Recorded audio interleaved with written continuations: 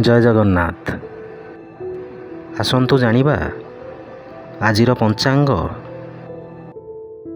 ଆଜି ହେଉଛି ଇଂରାଜୀ ମାସ ଅଗଷ୍ଟ 12 ତାରିଖ 2024 ମସିହା ସୋମବାର।